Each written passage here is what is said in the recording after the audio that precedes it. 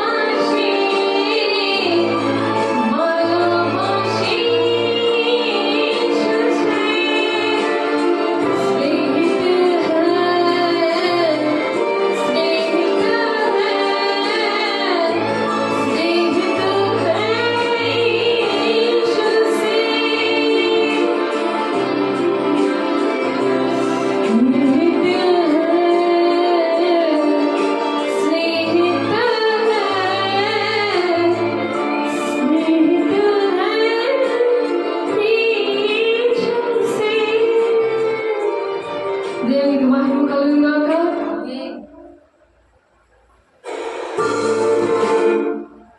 దేవునికి మహిమ కలుగుగాక. ఆమేన్.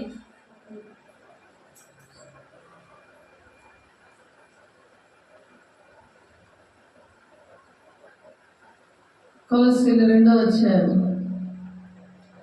10వ వచనం చదువుకుందాము. మరియు ఆయన యందు మీరును సంపూర్ణులై ఉన్నారు అంటున్నారు. మనము దేవుని యందు సంపూర్ణులై ఉండాలని దేవుడు ఆశపడి ఈ దినాన మాట్లాడుతున్నారు మనతో. దేవునికి మహిమ కలుగుగాక.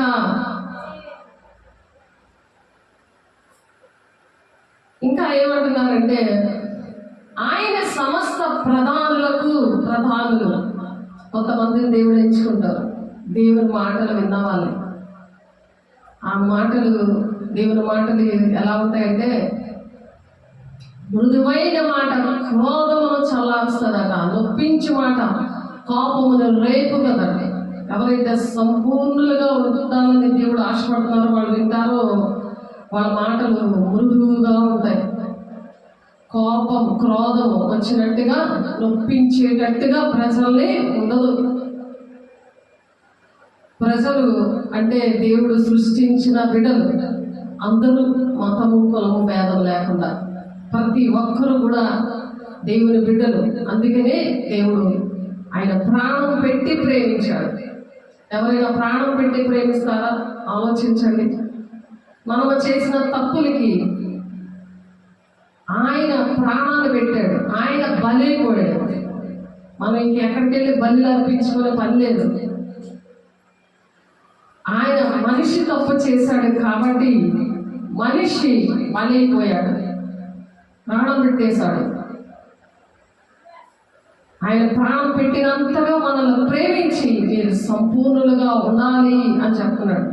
అలా పౌలు గారు నేను క్రీస్తుని పోలి నడుస్తున్నాను, మీరు నన్ను పోలి నడవండి అని చెప్పాడు. కాబట్టి మనం కూడా దేవుణ్ణి పోలి నడాలంటే సంపూర్ణులుగా ఉండాలి. సంపూర్ణులుగా మనం ఉంటాం. ఎందుకు ఉండాలి అని అంటే మనకి మృదువైన మాటలు రావాలి. ప్రజలతో మృదువైన మాటలు మాట్లాడాలి. అదేం చేస్తాడ? క్రోధంలో చల్లాస్తారట. నొప్పించే మాట కోపాన్ని రేపేస్తుంది. చంపేద్దాం రా నాయన, ఇన్ని ఎందుకు బ్రతికించాలనే మాటలు అలా వస్తాయి. అలా వచ్చి ఆ మాటల వలన వాళ్ళు మరణానికి గురైపోతున్న దినాల్లో ఉన్నాం. అంచె దినాల్లో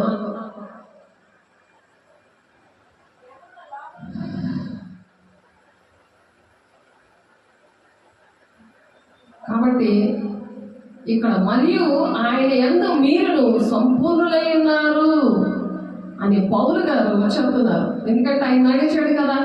ఆయన నడిచి యేసయ్య ఎలాగైతే మరి భూలోకానికి వచ్చి ఆయన నడిచి చూపించి మరి జయించాడు. ఆయన తండ్రి చిత్తాన్ని జయించి ఆయన కుడిపార్శ నుండి పరిశుద్ధుల కోసం నేను విజ్ఞాపన చేస్తున్నాను అన్నారు ఆయన.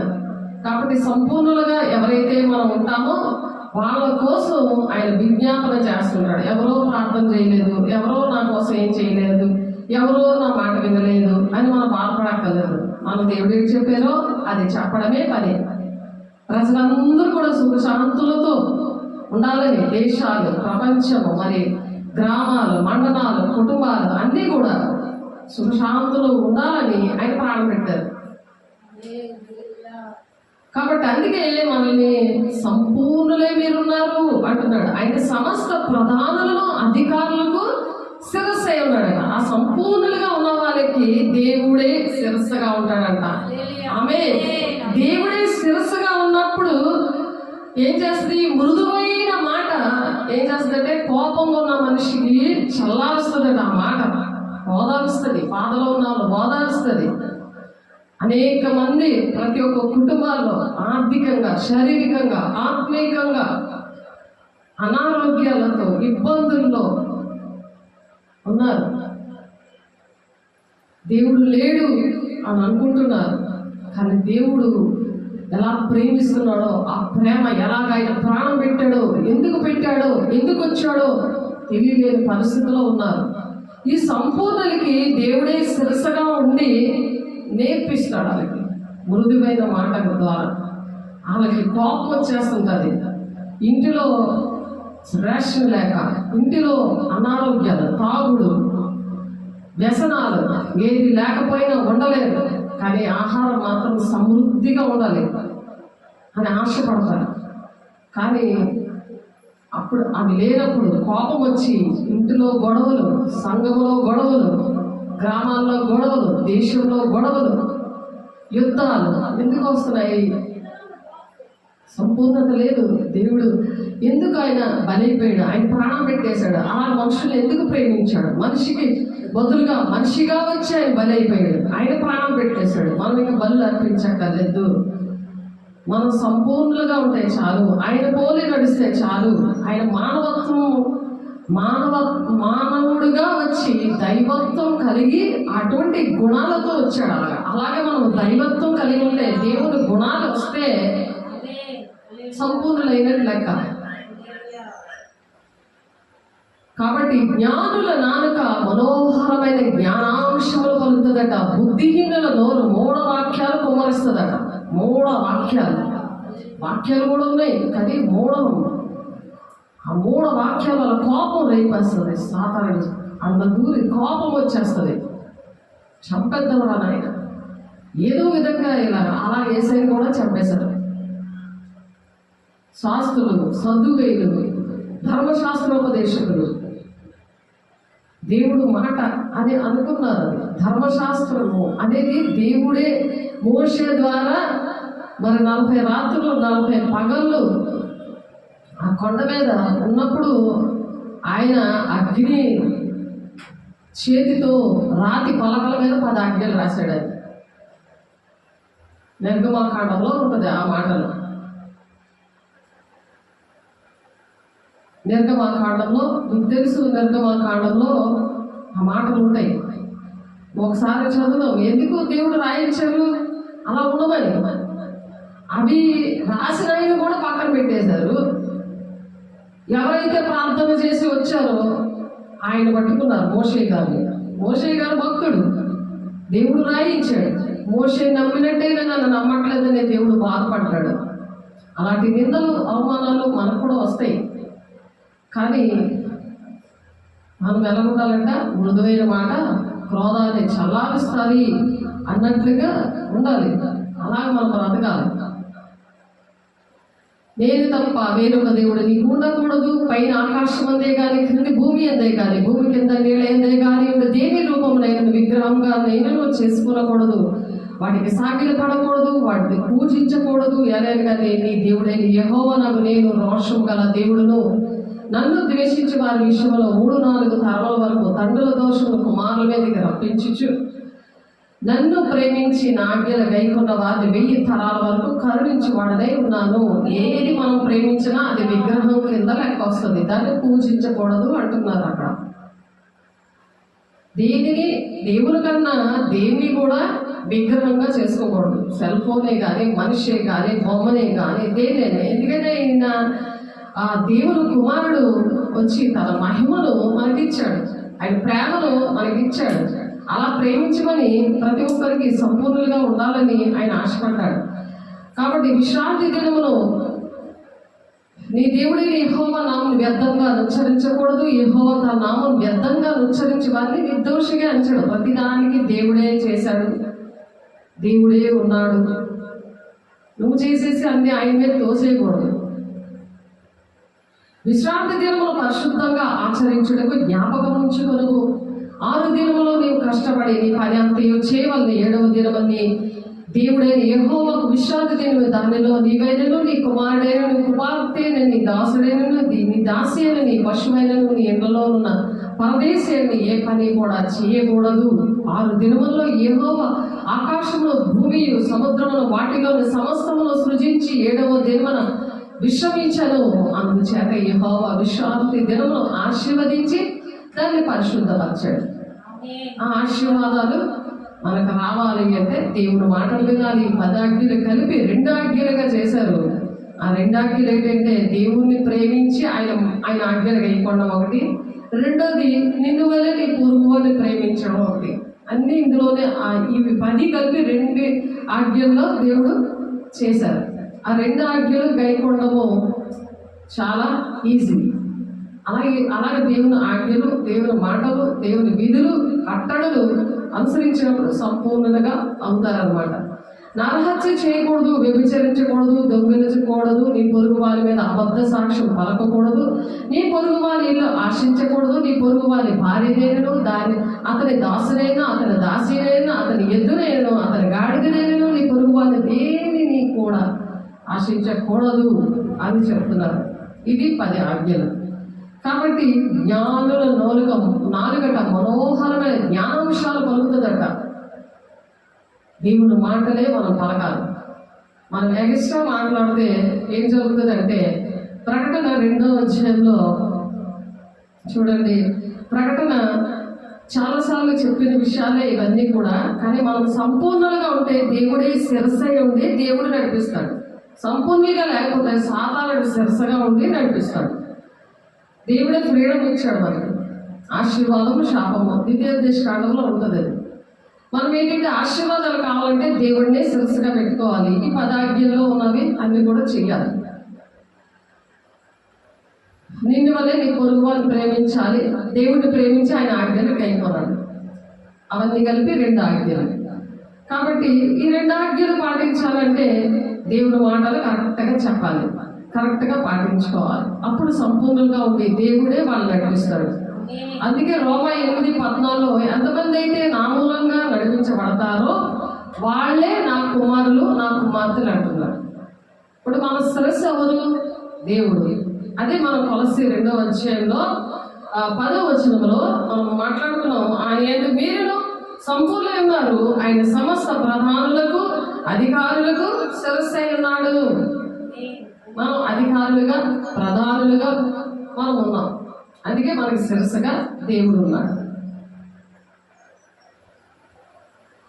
కాబట్టి యెహోవా కన్నులు ప్రతి స్థలము మీద నుండును, చెడ్డవారిని మంచివారిని అవి చూచుచుండును. దేవుడు కళ్ళు మనల్ని చూస్తున్నాయి. అయ్యో నేను శిరస్సుగా ఉందాం అనుకుంటే ఈ చెత్త పనులు చేసి, చెత్త అలవాట్లు చూసుకొని, బూతులు ఆడుకొని, అబద్ధాలు ఆడుకొని, నరహత్య, కలహాలు, ఇవన్నీ నాకు చూసాం కదా. వ్యభిచారము, లోక స్నేహము, దేవుడితో వైరం అని మీరు ఎరుగరా? వ్యభిచారులారా దేవుడు మీకు శత్రువు అని ఉంది కదా యాకోబు 4:4. వ్యభిచారం అంటే అది మామూలుగా మోహపు చూపు చూస్తే చాలు వాళ్ళతో నువ్వు వ్యభిచరించినట్టే. ఇవి దేవుడు లెక్కనే. మనుషులకి భౌతికంగా వ్యభిచారం చేయడం అది ఇంకా తప్పు, ఇంకా ఘోరమైన తప్పు. అది అలాంటి వద్దంటే చేయడం చేస్తే ఎవరు శిరస్సుగా ఉంటారు చెప్పండి? సాతాను ఉంటాడు. అప్పుడు అందుకే యెహోవా కన్నులు ప్రతి స్థలము మీద అయ్యో దేవుడు చూస్తున్నాడు అని భయం ఉండాలి. ఆ భయం లేకపోతే దేవుని రాజ్యానికి వెళ్ళలేరు, వాళ్ళు సంపూర్ణులుగా ఉండలేరు. దేవుని బిడ్డలారా, నమ్ముకుంటే కాదు, నమ్ముకున్న వాళ్ళు ఎవరు వెళ్ళిపోరు.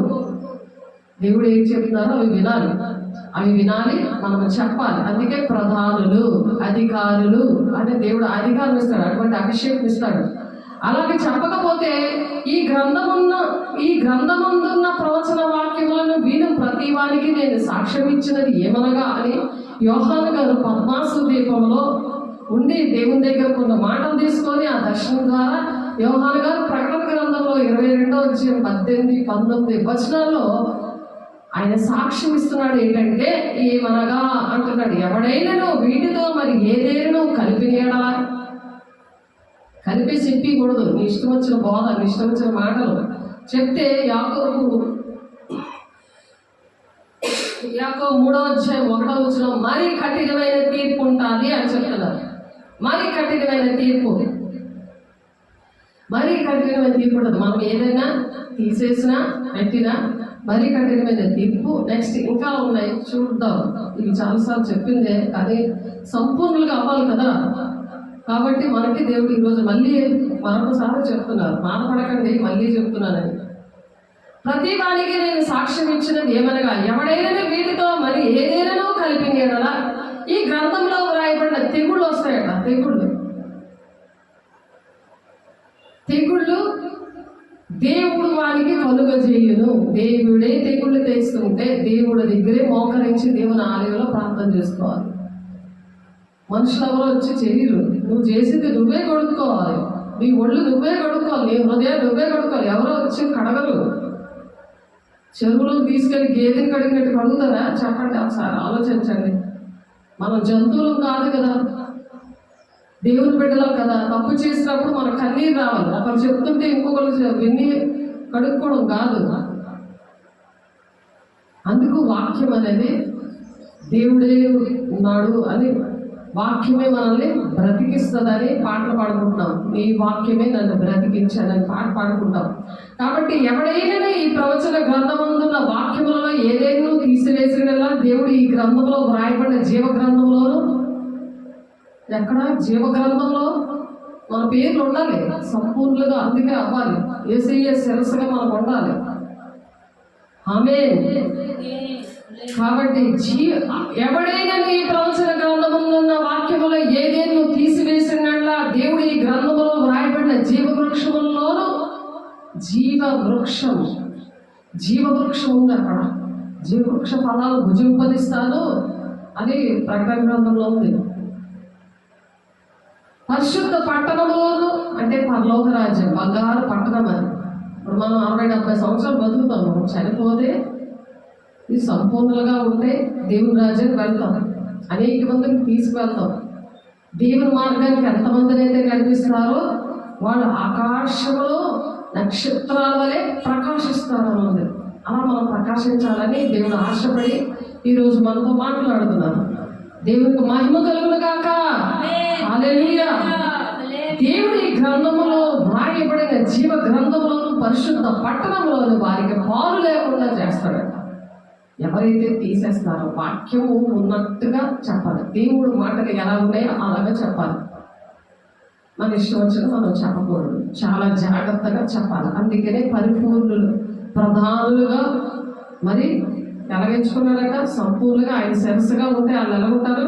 ప్రధానులుగాను అధికారులుగా ఉంటారట. ఆయన శిరస్సుగానే ఆ మనిషి మీద ఉంటాయి, ఆయనే శిరస్సుగా ఉంటాయి. ఈ శిరస్సు అన్నది దేవుడిది. ఆ ప్రధానమైన వాక్యాలు, దేవుడు మాటలు చెప్పడానికి అర్హత ఇచ్చాడు. 25 సంవత్సరాలు దేవుడు నాకు అనుభవించాడు. అది దేవుడు కళ ద్వారా, ప్రవచనం ద్వారా, దర్శనం ద్వారా దేవుడు నాకు చూపించారు, నా ఆత్మీయ పిల్లలకు చూపించారు అనేక సార్లు. నేను నడుస్తున్నది నా దేవుడు మాటలు బట్టే నడుస్తున్నాను. మొదటి స్థానం సృష్టికర్త అయిన దేవుడు నీకు భర్త అయి ఉన్నాడు. ఆ భర్తే శిరస్సు. తర్వాత నా భర్త, సెకండ్ ప్లేస్ నా భర్త. అది ఆయన కూడా చాలాసార్లు చెప్తా ఉంటాడు.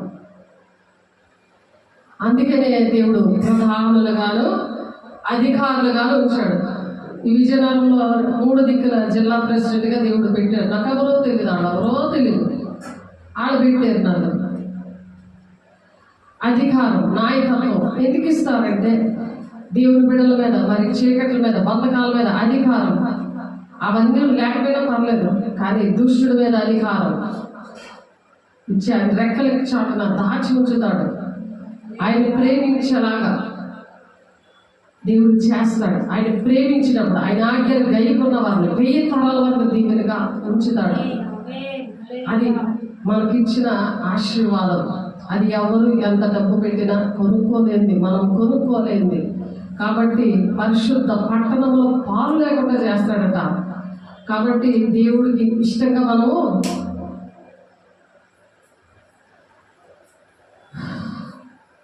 కలపకూడదు, తీసివేయకూడదు.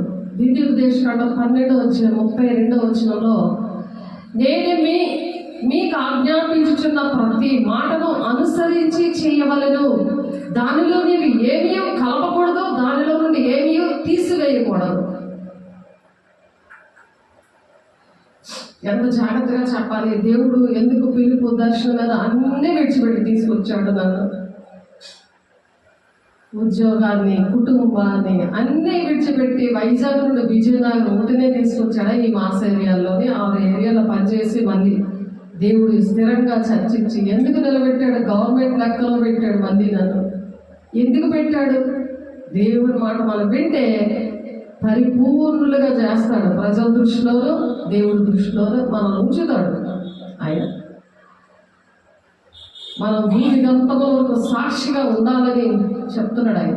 అపోస్తలులు 1:8 మీ దేవుడైన యెహోవా ఇచ్చిన ఆజ్ఞలు మీకు ఆజ్ఞాపించుచున్నాను. వాటిని గైకొనుట యందు నేను మీకు ఆజ్ఞాపించిన మాటతో దేనిని కలపకూడదు, దానిలో నుండి దేనిని తీసివేయకూడదు. ద్వితీయోపదేశకాండం 4:2. అలాగే సామెతలు 3:6 ఆయన మాటలతో ఏమీ చేర్చకము, ఆయన నిన్ను గద్దించినేమో అప్పుడు నీవు అబద్ధికుడు వగదువు. అబద్ధమును ప్రేమించి జరిగించేవాడు మండ అగ్నిగుండంలో పడిపోతాడనే ప్రకటన 21:8 ఉంది. ప్రకటన 22:15 ఉంది. అబద్ధమే కదా, చిన్న అబద్ధమే కదా అనుకుంటున్నారు దేవుని బిడ్డలారా. దానికి మాత్రం కొన్ని వెళ్ళలేదు. ఎందుకంటే దేవుడి బిడ్డలు అందరి కోసం ఆయన ప్రాణం పెట్టాడు. ఆయన ప్రేమిస్తున్నాడు. నువ్వు ప్రేమించకపోయినా పర్వాలేదు, దేవుడు నేను ప్రేమిస్తున్నాడు. దేవుని బిడ్డ, నువ్వు ఏ బాధలో ఉన్నావో, ఏ కష్టంలో ఉన్నావో, ఏ నిందలో ఉన్నావో, ఏ హాస్పిటల్లో ఉన్నావో, ఏ జైల్లో ఉన్నావో, ఏ భయంతో నువ్వు ఉన్నావో, ఏ వేదనతో ఉన్నావో, ఆయన మాటలు విను. అబద్ధము అన్నది చాలా పెద్ద పాపం. మండు అగ్నిగుండానికి వెళ్ళిపోతారు. ఆయన ఏం చెప్తున్నారో అది మాత్రం మనం చెప్పాలి, నడవాలి అని చెప్తున్నారు. అలాగే ప్రకటన 15:1 మరియు ఆశ్చర్యమైన ఒక గొప్ప సూచన పరలోకమందు చూచింది. అదేదనగా 7 తెగుల చేత పట్టుకుని 7 దూతలు. ఇవే కడవరి తెగులు, వీటితో దేవుని కోపము సమాప్తమయ్యను. ఎవరైతే ఈ మాటలు వినలేదో దేవుని ఉగ్రత రాబోతుంది. అది దూతలు తెగులు తెచ్చేస్తాయట. అక్కడ ఒకసారి ఒక చిన్న డోస్ ఇచ్చారు. ఏంటంటే కరోనా.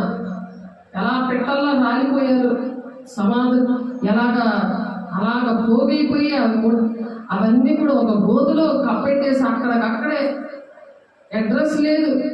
తల్లిదండ్రులు ఎక్కడున్నారో, పిల్లలు ఎక్కడున్నారో తెలియదు. అలా మీకు అన్నీ తెలుసు అవన్నీ కూడా.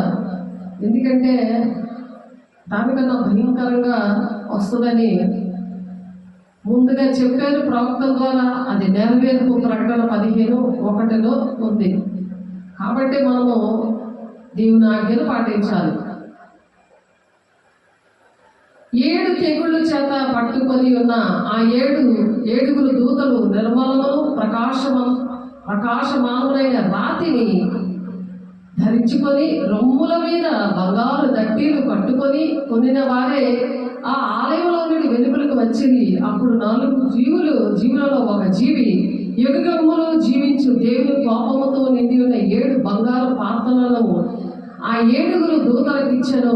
అంతటా దేవుని మహిమ నుండి ఆయన శక్తి నుండి వచ్చిన పొగతో ఆలయం నింపబడినందున ఆ 7 దూతల యొద్ద ఉన్న 7 తెగుళ్ళు సమాప్తి వరకు ఆలయమందు ఎవడును ప్రవేశింపజాలకపోయెను. మరియు మీరు పోయి దేవుని కోపముతో నిండిన ఆ 7 పాత్రలు భూమి మీద కుమ్మరించుడని ఆలయంలో నుండి గొప్ప స్వరము ఆ 7 దేవదూతలతో చెప్పగా వింటిని.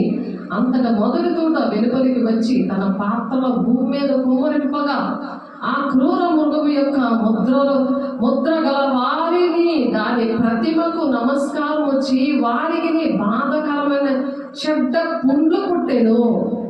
రెండవ దూత తన పాత్రను సముద్రంలో కుమ్మరింపగా సముద్రము పీనుగా రక్తము వంటిది ఆయను. అందువల్ల సముద్రంలో ఉన్న జీవ జంతువులన్నీ చచ్చెను. మూడవ దూత తన పాత్రను నదులలో జలధారలలో కుమ్మరింపగా అవి రక్తమాయను. అప్పుడు వర్తమాన భూత భవిష్యత్ కాలములలో ఉండు పవిత్రుడ పరిశుద్ధుల రక్తమును ప్రవక్తల రక్తము వారు కాచినందుకు తీర్పు తీర్చు వారికి రక్తము త్రాగనిచ్చితివి. దీనిలో వారి పాత్రులే. నీవు ఇలాగ తీర్పు తీర్చినవి కనుక నీవు న్యాయవంతుడవని జనముల దేవదూత చెప్పగా వింటిని. అందుకు అవును బ్రహ్మదేవ సర్వాధికారి, నీ తీర్పులు సత్యములను న్యాయములనై ఉన్నవని బలిపీఠము చెప్పుట వింటిని. నాలుగవ దూత తన పాత్రను మనుషులను అగ్నితో కాల్చుటకు సూర్యునికి అధికారం ఇయ్యబడెను. కాగా మనుషులు తీవ్రమైన వేడిమితో కాలిపోయి ఈ తెగుళ్ళ మీద అధికారం గల దేవుని నామమును దూషించరు కానీ ఆయనను మహిమపరచినట్లు వారు మారు మనసు పొందువారు కారు. ఐదవ దూత తన పాత్రను ఆ క్రూర మృగము యొక్క సింహాసనం మీద కుమ్మరింపగా దాని రాజ్యము చీకటి కమ్మెను. మనుషులు తమకు కలిగిన వేదన బట్టి తమ నాలుక ఖర్చుకొనిచుండిరి. తమకు కలిగిన వేదనను బట్టి పుండ్లను బట్టి పరలోకమందున దేవుని దూషించరు కానీ తమ క్రియలను మాని మారు మనసు పొందిన వారు కారు.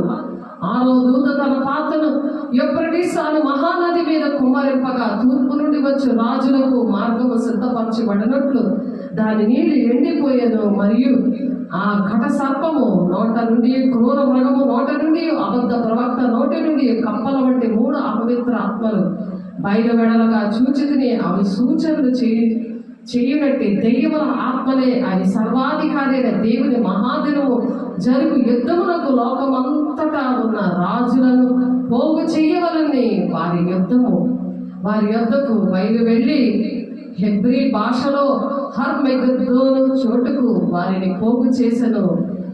ఇదిగో నేను దొంగవలే వచ్చుచున్నాను. తాను దిగంబరుడుగా సంచరించుచున్నందున జనులు తన దిశ మొదలు చూతురేమో అని వెనకగా ఉండి తన వస్త్రమును కాపాడుకొనువాడు ధన్యుడు. ఏడవ దూత తన పాత్రను వాయుమండలం మీద కుమ్మరింపగా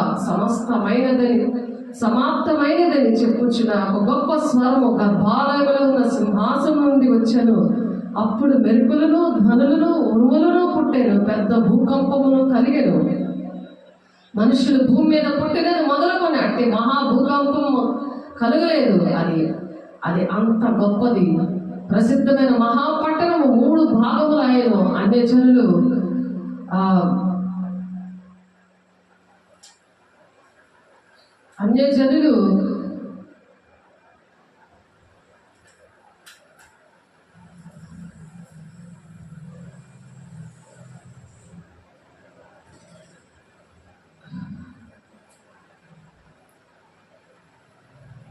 ఏం జరిగింది? అన్యజనులకి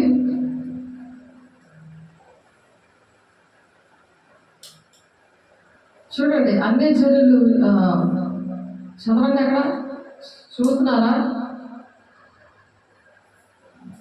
అన్యజనుల పట్టణములు కూలిపోయాను. మద్యము గల పాత్రను మహాబబులోనుకు ఇయ్యవలెనని దాన్ని దేవుని సముఖమందు జ్ఞాపకము చేసుకొని ప్రతి ద్వీపము పారిపోయాను. పర్వతములు కనబడకపోయాను.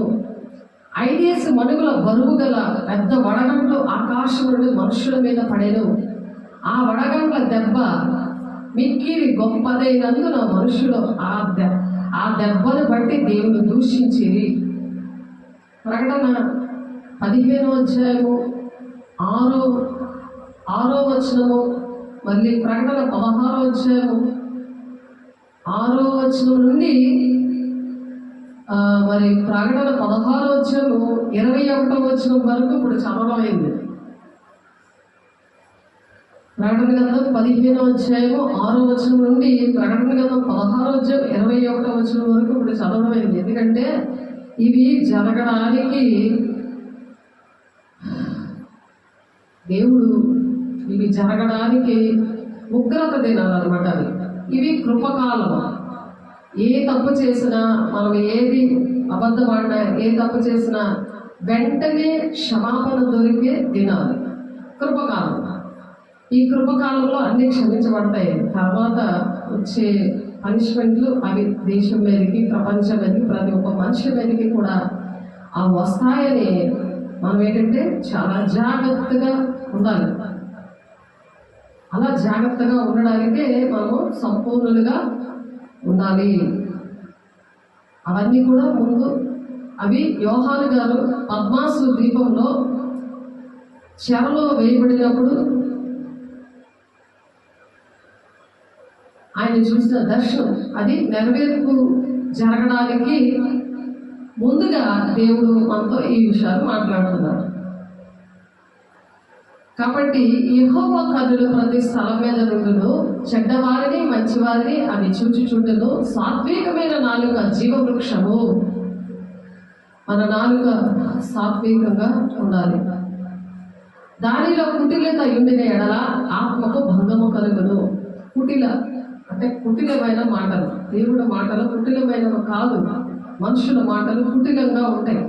కాబట్టి ఆత్మకు భంగం కలుగుతుందట. మూఢుడు తన తండ్రి చేయి శిక్షను తిరస్కరించును, గద్దింపునకు లోబడివాడు బుద్ధిమంతుడగును. ఇప్పుడు దేవుడు, తండ్రి అనే దేవుడు చెప్తున్న మాటలు మనము లోబడాలి. ప్రతి ఒక్కరూ కూడా మనము లోబడాలి. దేవుడు మాటలు ఏం చెప్తున్నాయో అవి మాత్రమే మనం బోధించాలి. అందుకే ఇది మరి హెస్కేల్ తోటి ఆ ధర్మశాస్త్రాన్ని భక్షించు అని అంటాడు. ఆయన ధర్మశాస్త్రమే మనం భక్షించాలి, ఇంకేంటి భక్షించకూడదు. దేవుడు ఏది చెప్పమన్నారో అదే చెప్పాలి, మనం ఎక్స్ట్రా మాటలు చెప్పకూడదు. మూఢుడు తన తండ్రి చేయి శిక్షను తిరస్కరించును, గద్దింపులకు లోబడివాడు బుద్ధిమంతుడగును. దేవుడు గద్దించుతున్నాడు, ప్రేమిస్తున్నాడు చెప్తున్నాడు. ఇప్పుడు మనం ఏం చేయాలి? బుద్ధిమంతుల్లాగా లోబడాలి. దేవుడు మాటలు ఏం చెప్తున్నారో దానికి సిద్ధపడాలి. పరిపూర్ణులుగా ఉండండి అని చెప్తున్నాడు ఆయన. జ్ఞానుల పెదవులు తెలివిని వెదజల్లును, బుద్ధిహీనుల మనసు స్థిరమైనది కాదు. దేవుడి ఇంట్లో ఒక మాట, బయటికి వెళ్ళాక ఇంకొక మాట్లాడతారు. మనిషి ముందు ఒక మాట, వెనక ఒక మాట అంటారు. కాబట్టి బుద్ధిహీనులాగా అలాగా మనం బుద్ధిహీనుల మనసు కలిగి ఉండకూడదు. అందుకే దేవుని ఆత్మను పొందుకోవాలి. దేవుని ఆత్మను పొందుకుంటే, దేవుని ఆత్మ లేనివాడు నావాడు కాదు అంటున్నారు.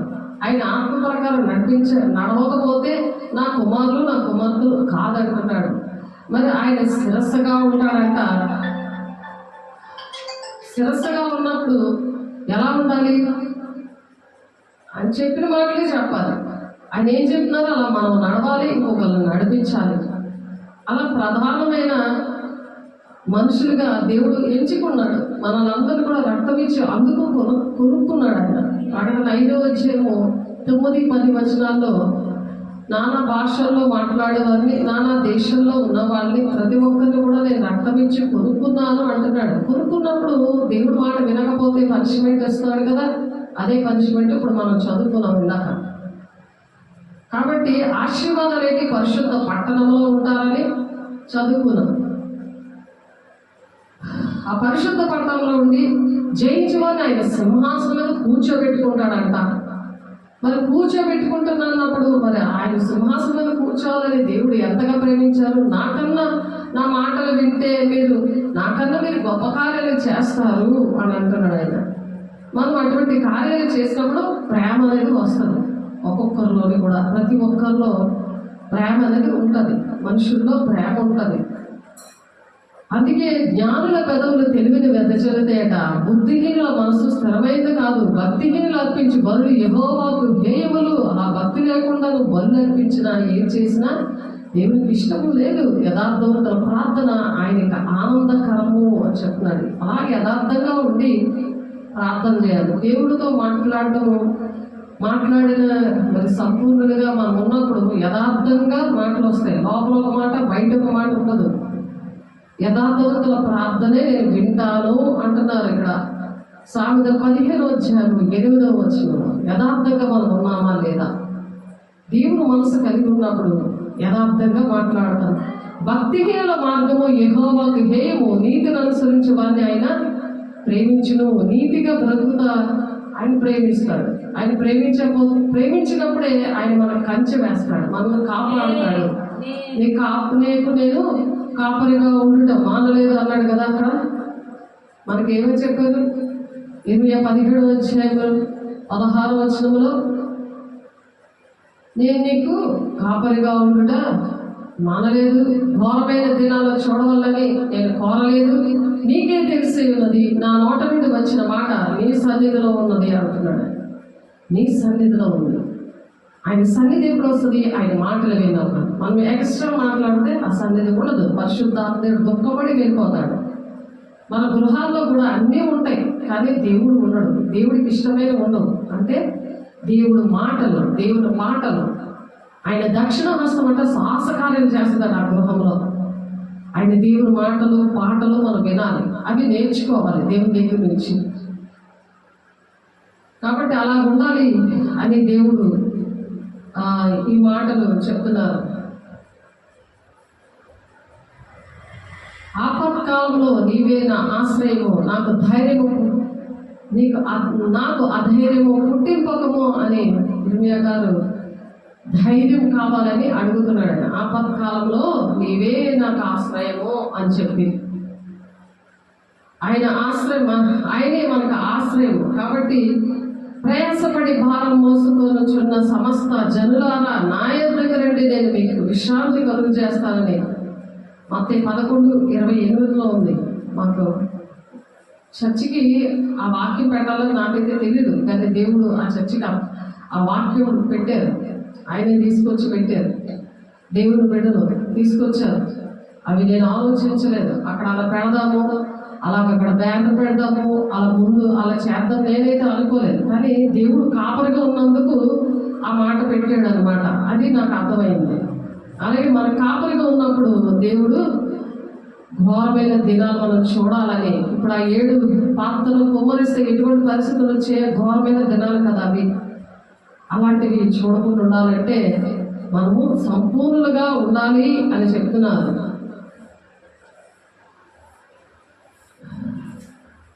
కాబట్టి దేవుని బిడ్డలుగా మనం ఉండాలంటే యెహోవా దృష్టికి యథార్థంగా ఉండాలి. ఇప్పుడు నీతిమంతుల ఇల్లు గొప్ప ధననిధి, భక్తిహీనుని కలుగు వచ్చబడి శ్రమకు కారణము అంటున్నారు 6వ వచనంలో.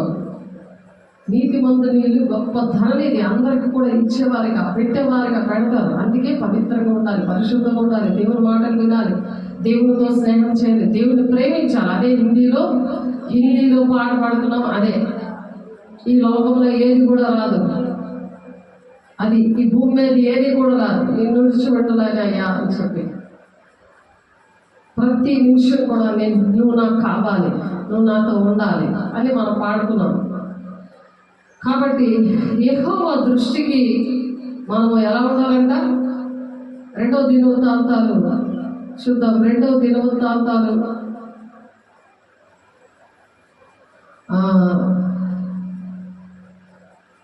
29వ అధ్యాయము 2వ వచనం.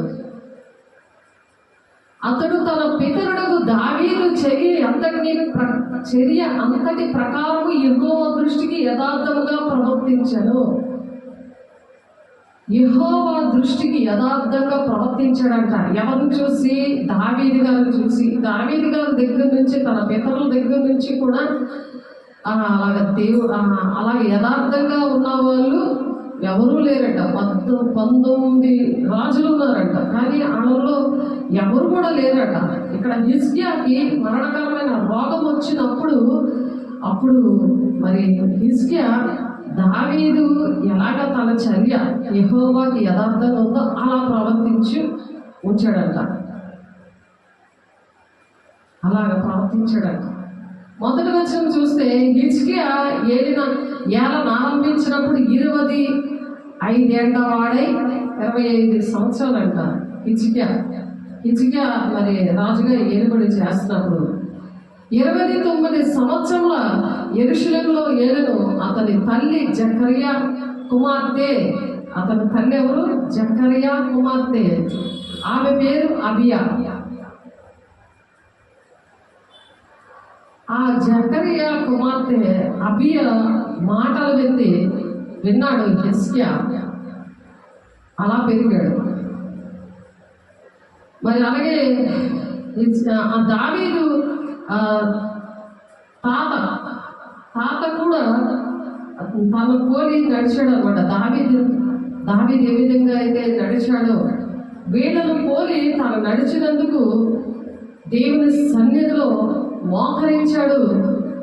గోడ తట్టి చూసి ప్రార్థన చేశాడు. తను అడిగింది ఏంటంటే, శత్రువు నుండి నన్ను విడిపించు, ఆరోగ్యం నాకు దయచేయు అని చెప్పి ప్రార్థన చేశాడు. ఆ ప్రార్థన జరిగినప్పుడు 15 సంవత్సరాలు ఆయుష్ ఇచ్చాడు, ఆరోగ్యం ఇచ్చాడు. ఆ శత్రువు నుండి ఆయన విడిపించాడు. ఒక కంచె కాపుదల వేశాడు. ఇప్పుడు ఆలయంలో మోకరించాడు. దావీదు ఏ విధంగా అయితే దేవుని దృష్టికి యథార్థంగా ప్రవర్తించాడో, తన ముందున్న రాజులు ఎవరు కూడా 19 మంది నడవలేదు. కానీ దావీదు ఎలా నడిచాడో, దేవుని దృష్టికి యథార్థంగా ఆయన దేవునికి హృదయానుసారుడుగా ఎలాగైతే నడిచాడో అటువంటి వారిని మనం తీసుకోవాలి. అప్పుడు పరిపూర్ణులుగా ఉంటాం అన్నమాట. ఎవరిన పడితే వాళ్ళ మీద నడిస్తే కుదరదు. అర్థమవుతుందా? ఎక్కడైనా దేవుడు ఉన్నాడే అని ఎఫెసీ 4వ అధ్యాయము చూడండి. ఎఫెసీ 4వ అధ్యాయము ఎలా ఉంటారంట జనాలు. మరి దావీదు అలా చేస్తే మరి హిజ్కియా మరి ఫాలో అయ్యాడు తన శిష్యుడుగా. దావీదుకి శిష్యుడిగా వెంబడించాడు. యథార్థంగా యెహోవా దృష్టికి ఏ విధంగా ప్రవర్తించాడో, తన పరిచర్య ఎలా చేశాడో, ఆ రాజుగా ఉండి కూడా తను అలాగే నడిచినందుకు తనకు శత్రువులను విడిపించాడు, ఆరోగ్యం ఇచ్చాడు, తనకు ఐశ్వర్యం ఇచ్చాడు. అడగకపోయినా దేవుడు మాట విని తను ఏటేటి చేశాడో, గోడ తట్టి తిరిగి మనుషుల వైపు తిరగలేదు. అందరూ మనుషుల వైపు తిరుగుతారు. రండి రాత్రి అంతా మా కోసం ప్రార్థన చేయండి. రాత్రి అంతా ఒక మనిషి కోసం ప్రార్థన చేయాలా? నువ్వు మాట వినవా? అమ్మ బాబోయ్, ఎంత తెలివో! సైతం గడు ఎదురు కనిపిస్తున్నాడు అంటే కారణాలు ఇవి. ఒకసారి చూడండి 4వ అధ్యాయము 14వ వచనం. ఎఫెసీ రాసిన పత్రిక 4వ అధ్యాయము 14వ వచనం. అందువలన మనం ఇక మీదట పసిపిల్లలమై ఉండి మనుషుల మాయోపాయముల చేత వంచనతోనూ తప్పు మార్గములకు లాగు కుయుక్తితోనూ గాలికి కొట్టుకొని పోవునట్లు కల్పింపబడిన ప్రతి ఉపదేశములకు ఇటు అటు కొట్టుకొని పోవచ్చు. అల్లం చేత ఎదురుగొట్టబడిన వారమై ఉండక, ఎక్కడ ఉద్యోగం దొరుకుతాడంటే అక్కడ ట్రాన్స్ఫర్ దొరికితే అక్కడ వెళ్ళిపోతారట. అల్లం చేత ట్రాన్స్ఫర్ కోసమేమో ప్రార్థన చేస్తారు. ఇక్కడ మోకాలు ట్రాన్స్ఫర్ అయిపోయాక, కాలు దొరికాక, ఇల్లు దొరికాక, ఆ పిల్లడు చక్కగా పాస్ అయిపోయాక, అన్ని వచ్చేసాక మళ్ళీ పిల్లడికి ఇంకొక ఇల్లు, మళ్ళీ ఆ ఇల్లుకి మళ్ళీ ఉద్యోగము. ఈ భూ సంబంధమైన వెతుక్కుంటున్నారు, పరలోక సంబంధమైన వద్దు. ఇంకా ప్రార్థన చేస్తే సబ్బు పిల్లలాగా దేవుడి పిల్లలు వాడేసుకొని విసిరేస్తారు అనమాట. సబ్బు పిల్లలు అరిగిపోతే పారేస్తారా, ఇంకెక్కడైనా ఉంచుకుంటారా? అది అరిగిపోదు కదా, ఇంకెక్కడ ఉంటుంది? ఆలోచించండి దైవ జనమ, దేవుని పిల్లలారా, పరిపూర్ణంగా ఉన్న వాళ్ళకి అర్థమవుతాయి ఈ బాధ. ప్రార్థన చేస్తే అయిపోద్దా? ఇక్కడ ఏం చేశాడు ఆయన? దావీదుని వెంబడించాడు. ఈ 19 మంది దగ్గర రాజులు, వాళ్ళు దేనికి పనికిరాలేదు. భూ సంబంధమైన ఎదుర్కొన్న వాళ్ళే ఆ రాజులు. మనుష్యాత్మ, లౌకికాత్మ, మరి అపవిత్రాత్మ, బ్రహ్మచాత్మ, దేవుడు నమ్ముకున్నాం కదని గాలికి కొట్టబడి ప్రతి ఉపదేశానికి ఇటు అటు కొట్టుకొని పోతున్నారట. మరి దేవుడి రాజ్యం వద్దా? ఎక్కడ ఉండిపోతారా ఇవన్నీ పట్టుకొని? పిల్లలు వచ్చేస్తారా? మీ పిల్లలు, మీ ఇంట్లో వాడు రేషన్ అంతా ఫుల్ ఇల్లంతా నింపేసుకొని ఏమి తిందామా, ఏమి త్రాగుమా, ఏమి పూజ చేద్దామా, ఇదే చెంత. ఒక్కరోజు కూడా టైం లేదట దేవుడి దగ్గర రావడానికి. తీర్మానాలు అన్ని, ఒక కృతజ్ఞత ప్రార్థన లేదు. అంటే ఒకళ్ళ అంత, అంటే దేవుడు పిల్లలంటే అంత అలా ఉందన్నమాట వాళ్ళతోటి. కానీ యుద్ధము దేవుడు చేస్తాడు, యుద్ధము యెహోవాదే, ఆయన చేస్తాడు. అతడు తను ఏలుబడిన మొదటి సంవత్సరం మొదటి నెల యెహోవా మందిరపు తలుపులను తెరిచి వాటిని బాగు చేసి యాజకులకు, లేవీయులకు పిలువనంపి తూర్పుగానున్న రాజవీధులు వారిని సమకూర్చి వారికి ఇలాగా ఆజ్ఞయించాడు. లేవీయులారా నా మాట ఆలకించుడి. ఇప్పుడు మిమ్మల్ని మీరు ప్రతిష్ఠించుకొని మీ పితరుల దేవుడైన యెహోవా మందిరమును ప్రతిష్ఠించి పరిశుద్ధ స్థలంలో నుండి నిషిద్ధ వస్తువులన్నింటినీ బయటికి కొనుపోవుడి అని చెప్తున్నాడు దావీదు. మరి చర్య అంతటి ప్రకారం యెహోవా దృష్టికి యథార్థంగా ప్రవర్తించాడట. అతని ఏలుబడిలో ఇలాంటి పనులన్నీ చేశాడు. మన పితరులు ద్రోహులైన దేవుడైన యెహోవా దృష్టికి చెడు నడతలు నడిచి ఆయన విసర్జించి ఆయన నివాసములకు పెడముఖము పెట్టుకొని దాన్ని అలక్ష్యం చేసిరి. నువ్వు దేవుని ఆలయానికి అలక్ష్యం చేస్తే దేవుడికి ఏమైనా తక్కువైపోదనుకుంటున్నావా? మరియు వారు మంటపం యొక్క ద్వారములను మూసివేసి దీపములను ఆర్పివేసి పరిశుద్ధ స్థలము ఇశ్రాయేలు దేవునికి ధూపం వేకయు దహన బలులు అర్పించకయు ఉన్నారట. దేవుడికి చేస్తున్నారా? దేవుడు బిడ్డలకి చేస్తారనుకుంటున్నారా? దేవుడికే చేస్తున్నారు. అందుకే సౌలా ఎందుకు నన్ను హింసిస్తున్నావు అన్నారు దమస్కు మార్గంలో. దేవుడి బిడ్డలు హింసించాడు, చాలా బాధ పెట్టాడు, చంపాడు. అందుచేత యెహోవా యూదా వారి మీదను యెరూషలేము కాపురస్తుల మీదను కోపించి మీరు కన్నులారా చూచినట్లుగా వారిని భీతికిని విస్మయముకును నిందకును ఆస్వాదముగా చేశాను. కాబట్టి మన తండ్రులు కత్తి చేత పడిరి. అందుకే చచ్చిపోయారు తండ్రులు. మన కుమార్తెలు భార్యలు చెరలోనికి కొనుక్కోబడిరి.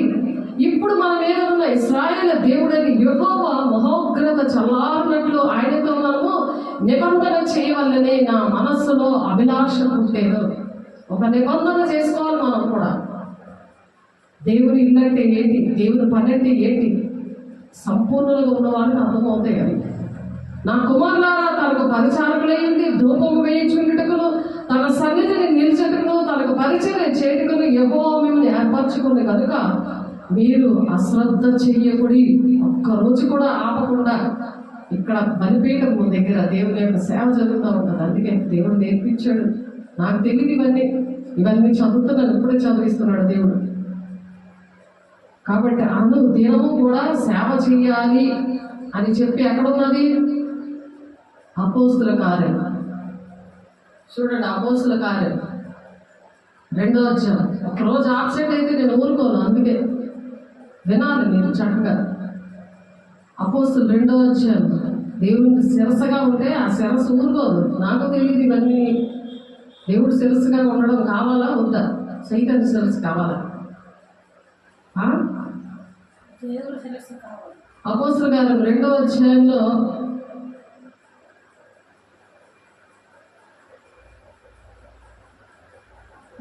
మరియు వారేక మనస్కులై 46వ వచనం. ప్రతి దినము దేవాలయంలో తప్పక కూడుకొనుచు ఇంటింటా రొట్టె విచ్చుచు దేవుని స్తుతించుచు ప్రజలందరి వల్ల దయ పొందిన వారే ఆనందముతోను నిష్కపటమైన హృదయముతోను ఆహారము పుచ్చుకొనుచుండేది. మరియు ప్రభు రక్షణ పొందుచున్న వారిని అనుదినము వారితో చేర్చుచుండెను. అనుదినము ఏక మనసుతో తప్పక కూడుకోవాలి. దేవుడిచ్చిన ఆజ్ఞనివి దేవుడు చేసి చూపించాడు. మేడగది అనుభవంలో దేవుడు నేర్పించారు. అగ్ని జ్వాలమంట ఆత్మతో నింపి వాక్శక్తి అనుగ్రహించిన కొద్దీ అన్య భాషల్లో మాట్లాడాలి అని చెప్పారు. ప్రతి ఒక్కరు భాషలతో మాట్లాడాలి అని చెప్పాడు పౌలు. అందుకే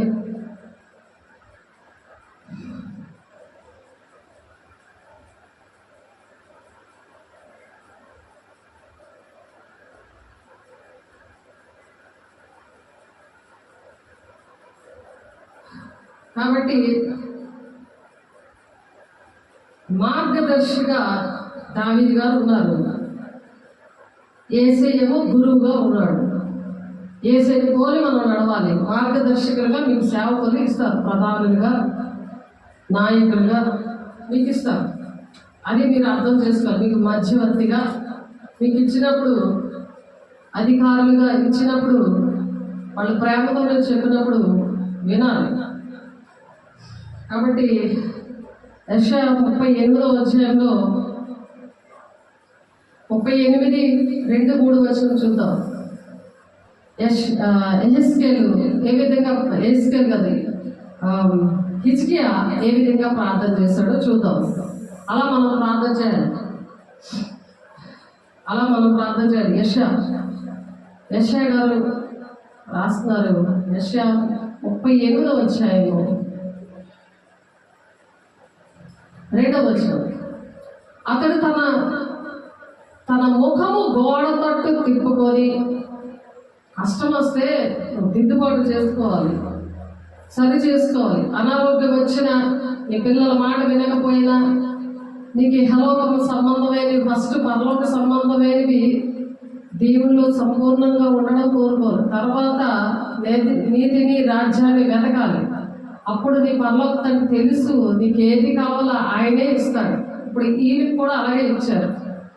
చూద్దాం ఆయన ఎలా ప్రార్థన చేశారో.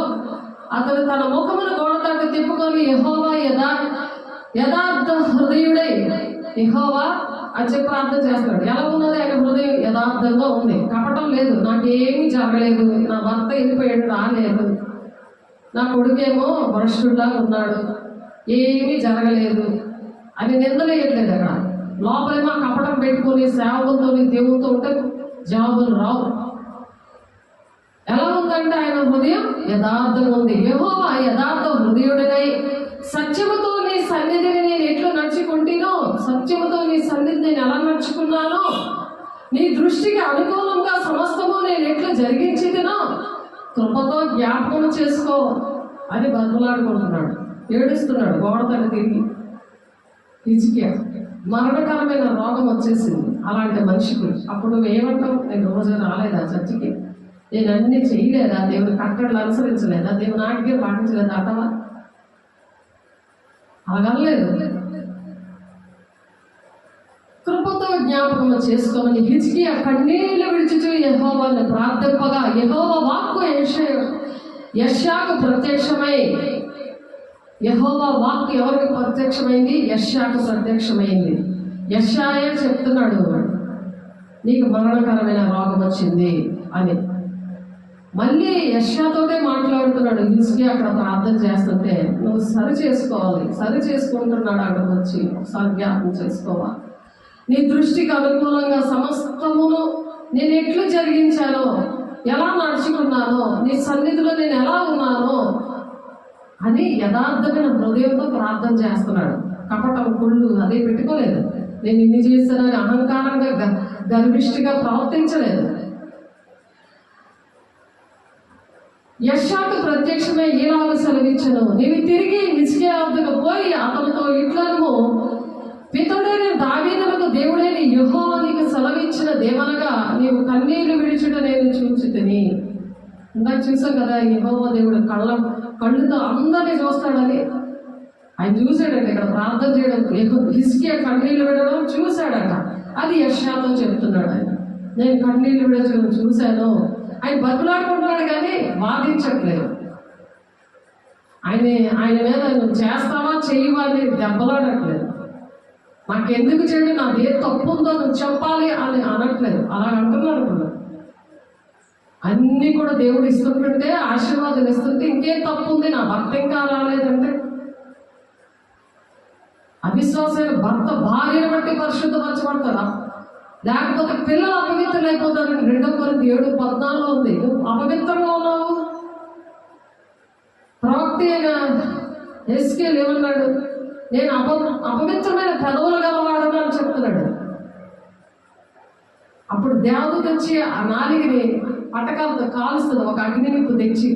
ఆ పాపం నుండి విడుదల వచ్చింది. పరిశుద్ధుడైన ఆయన అపవిత్రులు గల పెదవులు గలవాడని అని అంటుంటే, మరి మనం ఎలా సరి చేసుకోవాలి? ప్రతిదినము ఆలోచించండి, మనం ఎలా ఉండాలి, మనం ఎలా. అందుకే కృపా సింహాసనం దగ్గర అపోస్తుల బోధ, ప్రార్థన, సహవాసమందు రొట్టె విచ్చడానికి ఎడతెగక ఎందుకు ఉండాలంటే కారణం ఇది.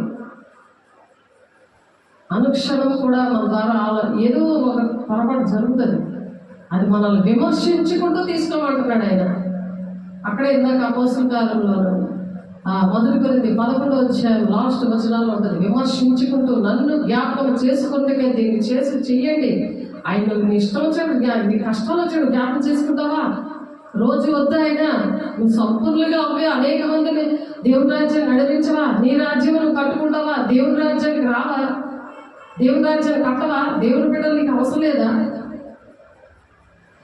ఆత్మ సంబంధమైన పిల్లలనే నేను నా బిడ్డలుగా ఎంచుతానని రోమా 9:8 ఉంది. శరీరాన్ని సారమైన బిడ్డలు నేను నా పిల్లలుగా నా సంతానంగా నేను ఎంచను అని అంటున్నాడు ఆయన. నిన్న మాట్లాడుకున్నాము, నా తల్లి చెప్పాన్ని నెరవేర్చిన వారే తల్లి, నా తల్లి నా సహోదరులకు యేసయ్యే చెప్పాడు సాక్ష్యం. అలా నన్ను దేవుడు పెట్టాడు, నేను చేశాను ఆ పని. అందుకే నాకు ఆ వేదన దుఃఖం మీద నాకు ఆ వాక్యం కూడా నేర్పించాడు ఆయన. ప్రాక్టికల్ ముందు నేర్పిస్తాడు, తర్వాత తీరు నేర్పిస్తాడు నా దేవుడు. నన్ను ఇక్కడ నిలబెట్టేస్తాడు ఆయన. ఈ మాటలు పెట్టి చెప్పిస్తాడు.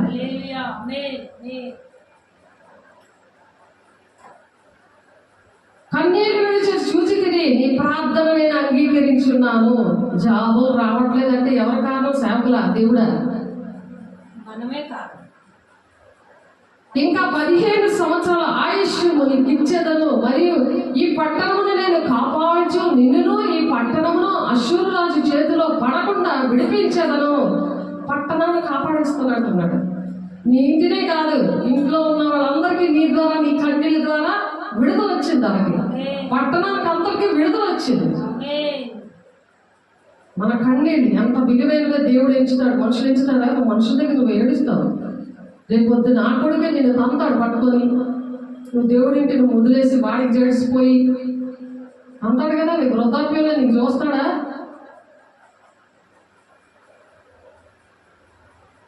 అప్పుడే చిన్న వయసులోనే ఒక మనిషిని ప్రేమించేసి వాడితో ఫోన్లో మాట్లాడుతున్న ఆ బిడ్డని నువ్వు విగ్రహంగా చేసుకున్నావు. దేనిని విగ్రహంగా చేసుకోకూడదు, దాన్ని సాగిల పడకూడదు, దాన్ని పూజించకూడదు. అంటే నువ్వు పూజించేస్తున్నావు, వాడి కోసం ఒక ఇల్లు కట్టేస్తున్నావు. భీమవరం దగ్గర ఒక ఇల్లు కట్టేసావు, ఒక ఇల్లు 37 లక్షలు కొనేసుకున్నావు. అయిపోయింది. మళ్ళీ ఎక్కడ ఉన్నానని ఇక్కడ కొనేసుకుంటున్నావు. ఏంటది? దేవుడి ఇంటి కోసం నీ కృతజ్ఞతలు లేవు, దేవుడి కోసం ఏ ఆలోచన లేదు. ఇంకా నువ్వు 15 సంవత్సరాలు ఆయుష్ ఇచ్చాడట. చూడండి, ఆయన ఏ తప్పు చేయలేదు, కానీ ఆయన దగ్గర ఎలాగ వినయంగా యథార్థ హృదయంతో ఆయన ప్రార్థన చేశాడు. అలా ప్రార్థన చేద్దాం దేవుని బిడ్డలారా. యెహోవా తాను పలికిన మాట నెరవేర్చినందుకు ఇది యెహోవా నీకు కలిగిన సూచన అని చెప్తున్నారు. అలాగా 5వ వచనంలో 6వ వచనంలో ఏం చెప్తున్నాడు ఆయన? 5వ సమాచారం చెప్పాడు ఆయన. మరి పితరులు దావీదుని ఆ గురువుగా పెట్టుకొని ఆయన భక్తి నేర్చుకున్నాడు. అది దేవుడు దావీదు దేవుడు గురువుగా పెట్టుకొని ఎలా భక్తి నేర్చుకున్నాడో, మరి దేవునికే మొదటి స్థానం ఇచ్చి, మరి మీకు దేవునికి మధ్యగా మమ్మల్ని ఒక ప్రధానులుగా, ఒక అధికారులుగా, ఒక నాయకత్వం ఇచ్చారంటే మా మాట వినమని చెప్తున్నారు. ఎక్కడంటే హెబ్రీలకు రాసిన పత్రికలో ఉంది, ఒకసారి చూద్దాం అన్నమాట. మీ ఆత్మలు వాళ్ళు కాస్తున్నారు కాబట్టి మీరు వారిని దుఃఖపరచద్దు. మీ పైన నాయకులుగా ఉన్నవారు లెక్క అప్ప చెప్పవలసిన వారి వల్లే మీ ఆత్మల్లో కాయిచున్నారు. మీ ఆత్మల కోసం దేవుడు మమ్మల్ని లెక్క అడుగుతాడు. మీరు చెప్పినట్టు వినడానికి కాదు, మీరు దేవుని రాజ్యాన్ని తీసుకెళ్ళరు. మీరు అనగా దేవుని రాజ్యాన్ని రారు, వినరు. అందుకే అపవిత్రులుగా ఉండలేము, పరిశుద్ధులుగా ఉండలేము. వారి క్రియలు చెప్పిన జీతం నేను సిద్ధపరిచి ఉంచాను అంటున్నాడు ఆయన ఉంచాడు ఆల్రెడీ. అందుకే దేవుడే మనకి శిరస్సుగా ఉండాలి, మనుషులు కాదు. అందుకే మనుషులు నమ్మడి కంటే, రాజులు నమ్మడి కంటే యెహోవాను ఆశ్రయించిన మేలు.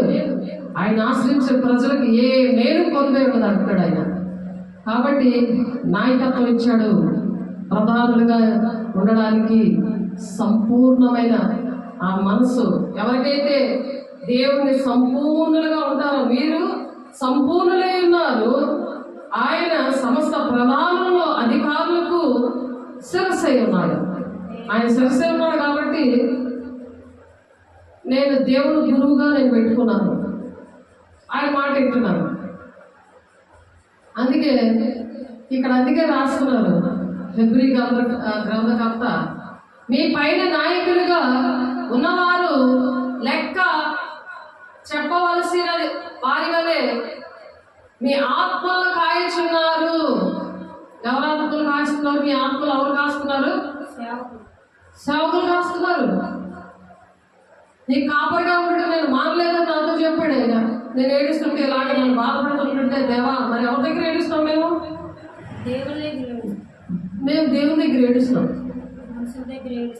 మీ పైన నాయకులుగా ఉన్నవారు లెక్క అప్ప చెప్పవలసిన వారి వల్లే మీ ఆత్మలో కాయించున్నారు. వారు దుఃఖముతో ఆ పని చేసేయడం మీకు నిష్ప్రయోజనం కనుక దుఃఖముతో కాక ఆనందముతో చేయనట్లు వారి మాట విని వారికి లోబడి ఉండి. దేవుడు బిడ్డలుగా ప్రధానులుగా ఒక నాయకత్వం ఇచ్చాడు. దేవుడు పరిపూర్ణంగా చేశాడు. ఆయన సరసగా ఉన్నాడు. ఎక్కడుందన్నమాట? కొలస్సీయులకు రాసిన పత్రిక 2వ అధ్యాయం 10వ వచనంలో ఉంది. కాబట్టి ఇక్కడ హిజ్కియా గారు 9వ వచనంలో, 2వ ప్రార్థనేమో 5-6 వచనాల్లో చేశాడు. 5-6 వచనాల్లో నీవు తిరిగి హిజ్కియా ఎద్దకు పోయి అతనితో ఇట్లా, నువ్వు పితరుడైన దావీదునకు దేవుడైన యెహోవా నీకు సెలవిచ్చిన దేవనగా నీవు కన్నీళ్లు విడిచిట చూచి తినని నీ ప్రార్థన నేను అంగీకరించాడని జవాబిచ్చాడు. 4వ వచనంలో.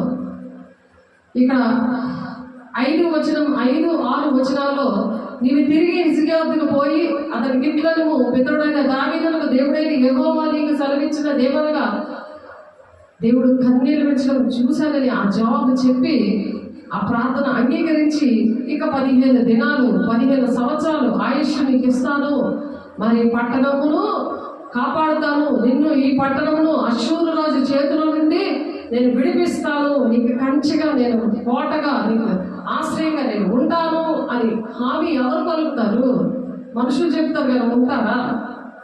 మనుషుల కథలు పరిగెడుతుంటారు, ఆ చెప్పిన మాటల ప్రకారం నడుస్తారు. మనుషుల బోధ వ్యర్థమైన ఆరాధన, మనుషులు కల్పించిన పద్ధతులు అవే దైవోపదేశాలని వ్యర్థంగా నన్ను ఆరాధిస్తున్నారు. వారి హృదయం వారి పెదవులతో ఘనపరుస్తారు, కానీ వారి హృదయం మాత్రం నాకు దూరంగా ఉందంటున్నాడు. మొత్తం 15వ అధ్యాయంలో, మరి మార్కు 7వ అధ్యాయంలో అలా దూరంగా ఉంటే సేవలు ఏం చేస్తారు? ఆడ మనుషులు కదా, నీకు మధ్యవర్తులు మాత్రమే, అదేం చేయలేరే. నువ్వు ఎక్కడికి వెళ్తావు? నీ కుటుంబం ఏమైపోతుంది జ్ఞాపకం చేసుకో, ఆలోచించు. దేవుని బిడ్డ, యెహోవా తాను పలికిన మాట నెరవేర్చినటకు ఇది యెహోవా నీకు కలిగిన సూచన అంటున్నాడు. సూచన అనేది మరి 9వ వచనంలో 3వ ప్రార్థన చేస్తాడు. ఏంటంటే 9వ వచనం, యోధా రాజైన హిజ్కియా రోగి ఆరోగ్యము పొందిన తర్వాత అతడు రచించినది నా దినము మధ్యాహ్న కాలమందు నేను పాతాళ ద్వారంలో పోవలసి వచ్చాను, నా ఆయుష్ శేషము పోగొట్టుకుని ఉన్నాను, యెహోవాను సజీవుల దేశమున యెహోవాను చూడకపోవుదును, మృతుల లోకములో నివాసినే ఇకను మనుష్యులకు కానకపోవుదునని నేను అనుకుంటుని. అలా అనుకున్నాడట. దేవుడి దగ్గర కృతజ్ఞతాస్తుతులు ఈ విధంగా చెప్తున్నాడు. ఆరోగ్యం వచ్చేసాక, అమ్మో నేను ఇలా అయిపోదునే, నా నివాసము పెరిగివేయబడును, గొర్రెల కాపరి గుడిసె వలె అది నా ఎదురుని ఎత్తుకొని పోబడును, నేవాడు తన పని చుట్టుకొన్నట్లు నేను నా జీవము ముగించుచున్నాను, ఆయన నన్ను బద్దె నుండి కత్తిరించుచున్నాడు, ఒక దినములోగా నీవు నన్ను సమాప్తి చేయుచున్నావు. కాబట్టి అటువంటి మరణకరమైన పరిస్థితి నుండి యోధారాజైన హిజ్కియా రోగి ఆరోగ్యం పొందిన తర్వాత అతడు రచించాడంటే ఇవన్నీ కూడా. ఆ కింద వచనాలు చదివితే కృతజ్ఞత అనేది ఫోటో పెట్టుకున్నాడు, కృతజ్ఞతగా ఉన్నాడు. మరి ఒక ఆయన కూడా అది మనం చెప్తున్నాం, మనం కుష్ఠరోగం రాగానే నువ్వు మొదట వెళ్ళి సేవకులకి యాజకులకి కనపరుచుకొని ఆ కాలుగా వెయ్యు దేవుని సన్నిధిలో అని చెప్పాడు. ఒక కృతజ్ఞత లేదు, కృతజ్ఞత కూటం లేదు. దేవుడు చేశాడనే ఒక దేవుడి మీదే కృతజ్ఞత లేనప్పుడు ఇక మనుషులు నాయకులుగా ఉండి దేవుడికి మీకు మధ్యవర్తులుగా ఉన్న వారి పరిస్థితి ఏంటి ఆలోచించండి. 19వ వచనం చూద్దాం. సజీవులు సజీవులే కదా నిన్ను స్తుతించెదరు, ఈ దినమున నేను సజీవుడనే నిన్ను స్తుతించుచున్నాను. సజీవులైన వాళ్ళని స్తుతిస్తారు. సజీవులు సజీవులే కదా దేవా నిన్ను స్తుతిస్తారు అంటున్నాడు. అంటే నువ్వు జీవిస్తున్నావు కానీ నువ్వు మృతుడివే అని ప్రకటన గ్రంథంలో ఉంది కదా. అంటే నువ్వు జీవిస్తున్నావు కానీ దేవుని దృష్టిలో నువ్వు చచ్చిపోయినట్టు లెక్క. కాబట్టి మృతులకు నేను దేవుడు కాదు అని ఇంకో దగ్గర వాక్యం ఉంది. కాబట్టి ఇక్కడ కృతజ్ఞతతో హిజ్కియా ఏమంటాడు, సజీవులు సజీవులే కదా నిన్ను స్తుతించెదరు, ఈ దినమున నేను సజీవుడనే నిన్ను స్తుతించుచున్నాను. తండ్రులు కుమారులకు నీ సత్యమును తెలియజేతురు. యెహోవా నన్ను రక్షించువాడు. మన జీవిత దినములన్నీ యెహోవా మందిరంలో తంతి వాద్యములు వాయిద్యము అంటాడు. జీవిత దినాలన్నీ కూడా తంతి వాయిద్యాలతో నిన్ను ఆరాధిస్తాను అంటున్నాడు. ఒక గంట టైం లేదు, అసలు దేవుని సన్నిధి రావడానికి టైం లేదు, నాకు బిజీగా ఉన్నాను. ఇవి మాటలు, సైతాను మాటలు. సైతాన్ని సరసగా ఉంటే వచ్చే మాటలు, కృతజ్ఞత లేని మాటలు.